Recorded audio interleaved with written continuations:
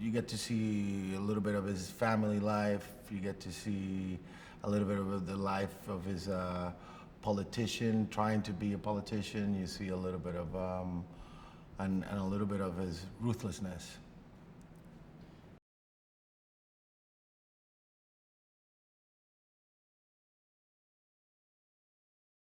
I think anyone with that much power, whether it's legal or illegal, at some point you start thinking that that you can't go wrong, and then you realize you're a human being. In his case, it was illegal, it was crime, so the fall is vicious.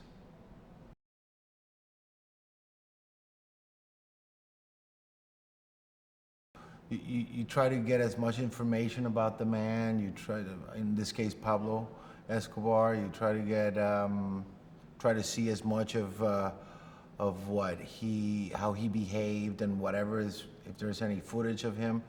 But eventually, it becomes a character in a movie. It just, you know, we're not doing a documentary, and we're not doing a really. A movie about the life of Escobar. So eventually the character will become a character within the story, you know, that is based on Escobar. So I think that Andrea and I we both think that we can take some liberties.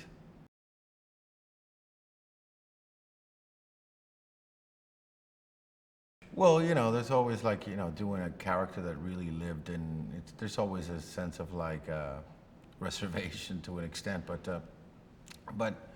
it's you know, the story the story has a lot of dimensions, and I got excited about playing this version of Escobar, if that can be a way of describing it, you know.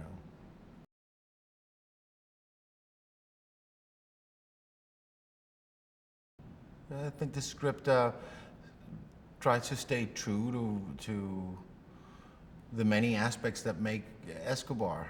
You know, he was a contradiction. He was a contradiction of like loved his family, but at the same time he was selling cocaine to many other families and destroying many other families all over the world.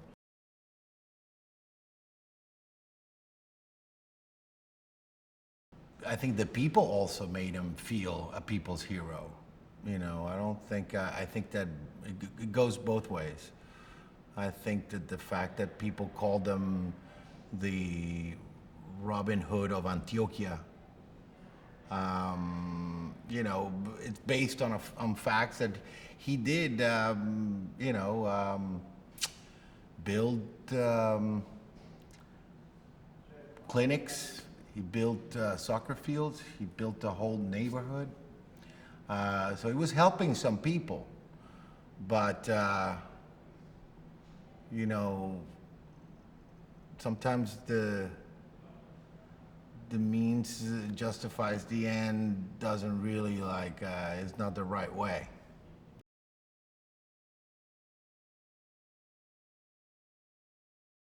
The sense of family comes from, I think the mother was very influential on him.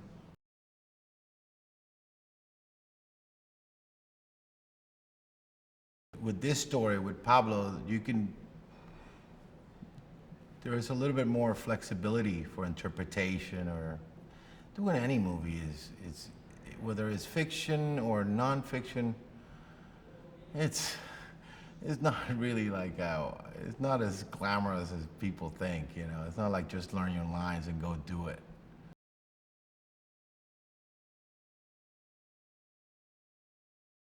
The source becomes some kind of referee, and will tell you the truth.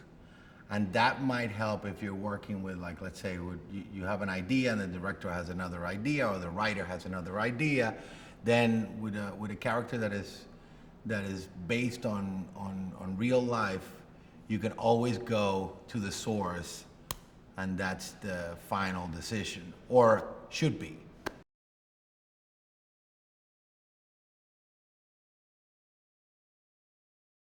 Andrea, the director, his enthusiasm is contagious. And I think that the most important thing, and I think he's very good at this, is just to make the actors relax and to take away that stress. And he's been great that way. You know, it's just like, he's very loose, which is nice, and he knows what he wants.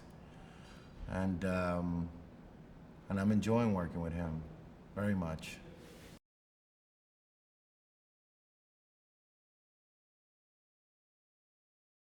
I've had experiences where, you know, the writer, you know, gets really rigid with the lines, but the fact is that the writer will write it, but then, you know, when it's happening, many things shift, and so you might have to shift the dialogue, and you might have to like cut some stuff, perhaps even add, you know.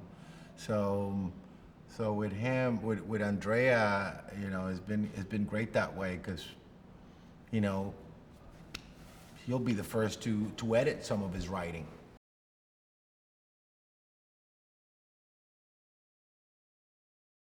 He knows the elements that he has in this movie. Has a love story. He has a family story, and then he has the bad guy against the good guy story. You know, the whole chase and a lot of adrenaline.